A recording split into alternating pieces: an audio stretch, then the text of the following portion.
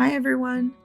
Sorry about the raspy voice. I'm getting over a cold, but I couldn't postpone the recording of this tutorial any longer. So yes, the show must go on. So you're gonna need an awl. My kits include 2 handmade awls made by yours truly.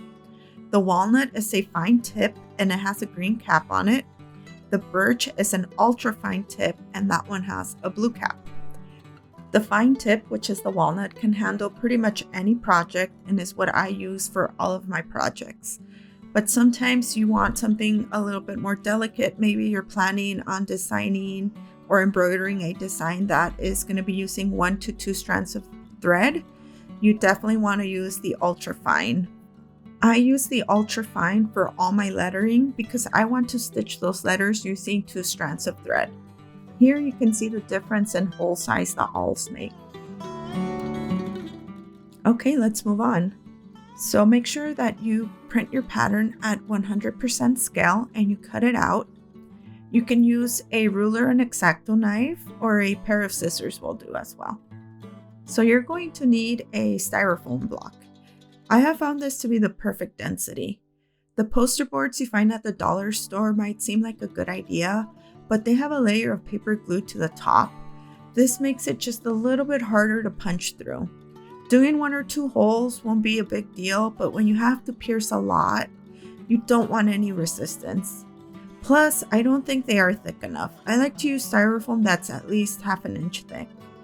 Over time, your block will wear, so next time you get a package in the mail that has some styrofoam, just save it.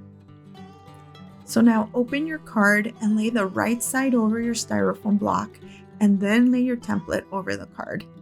You don't need any tape to hold down the template. Use your hand to hold it down as you pierce. As you begin piercing the paper, you will get little burrs on the back side that will hold everything together.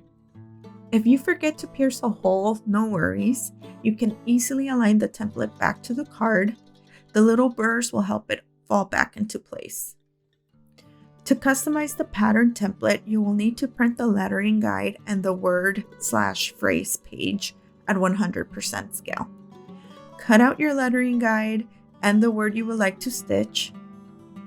When cutting the word, make sure you include all the red lines.